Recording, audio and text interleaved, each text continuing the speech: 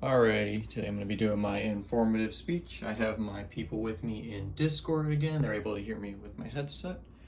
I'm going to tab over to my speech. Alrighty.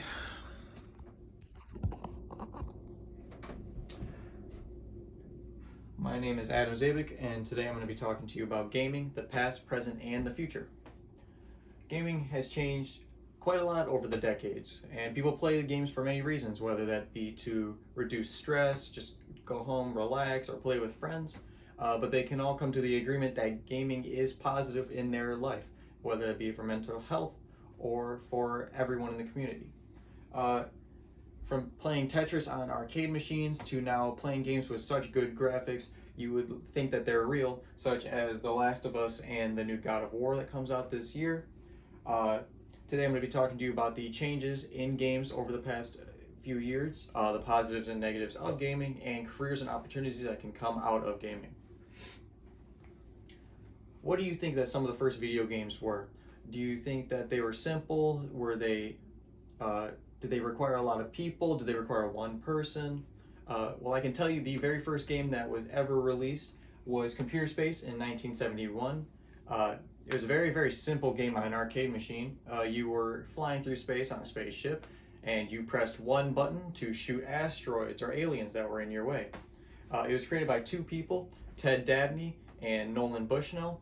Unfortunately, in 2018, Ted Dabney passed away, but Nolan Bushnell has great things to say about him. He said that he was a passionate and hard worker, and a quote from him, he was all about let's get it done. He was very kind, very inspiring, and he didn't have an ego, even though that they are considered the fathers of gaming because they were, they created the first ever games that people played. Today's games have new hardware in them that can't even compare to what they were back in the 70s and the 80s, such as the GTX 3090, like I have in my computer here, and liquid cooling. Liquid cooling is a replacement for fans that instead of using more electronics to cool down your PC, it uses water to minimize the temperature. Some of the positives and negatives of gaming is that it's a great way to interact with new people. In Discord, the app that I use all the time, I've come across many people. Some have stayed with me for more than 8 years now, and some I talk to, for a couple days, and then I never see them again. Gaming also is a great way to relieve stress, anxiety, depression, all of that. Some people consider it a way to escape from reality, escape from all the bad things that may be happening in their life, and there have been a couple times myself that I've, that's why I play video games, to back away from something I'm stressed out about. Video games can also improve your everyday skills, such as memory, your reaction time, and split decision making. I've noticed, compared to other people, that when it comes down to, especially when a teacher asks you a question on the spot, I'm always ready to answer it. And I've also come across times where I've remembered something from math. Math is a great example for memory, from a couple years ago that I was able to use right then and there. Some of the negatives that can come out of gaming is if you play video games too much, you can become addicted to them, and that can lead to several problems very rapidly.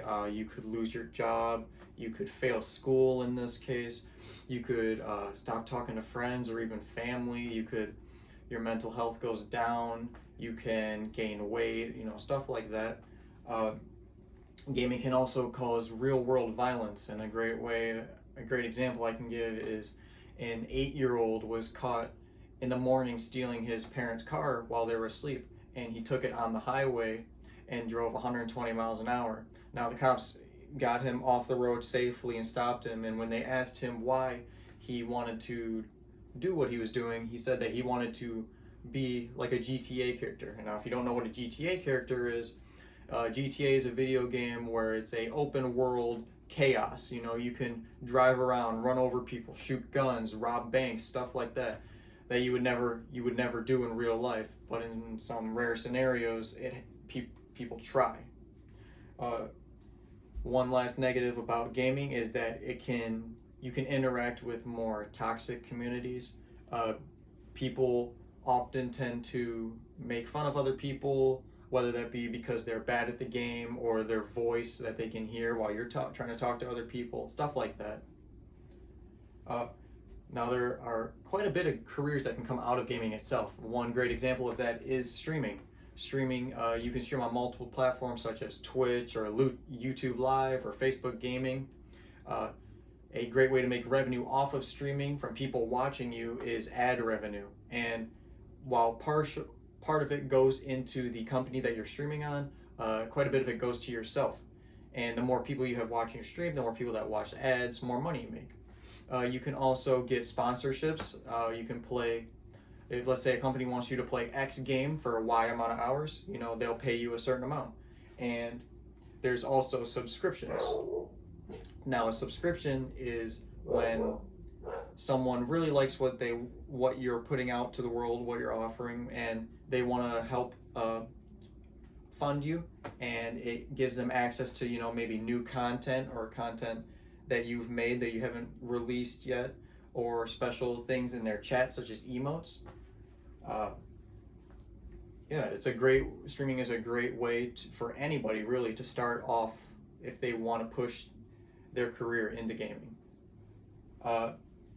Now, the second option is a more difficult one to get into, but that is competitive play and joining an esports team.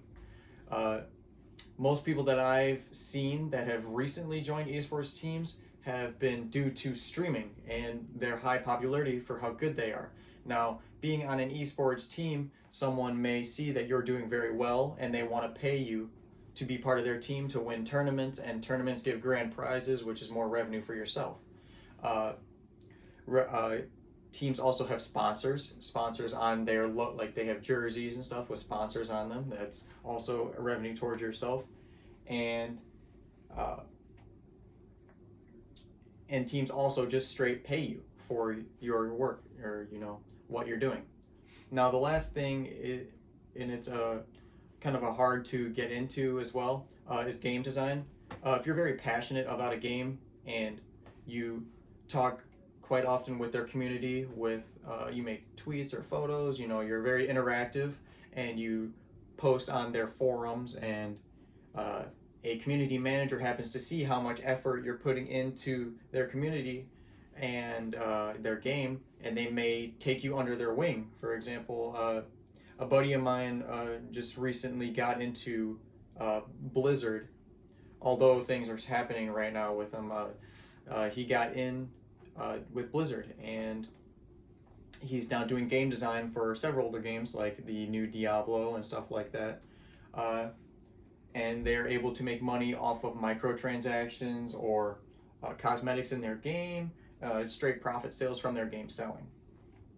Some of the surveys I come across, PewResearch.org asked how many people play video games, and if you do play video games, do you consider yourself a gamer? Now, it was a 50-50 split, and 20% of people that said they do play video games consider themselves a gamer. And another survey by MideastMedia.org asked when you do play video games, do you play by yourself, and do you play with other people? And if you do play with other people, are you online or offline? And it came down to 60% saying that they play alone, and 20-20 saying that they play online or offline with friends.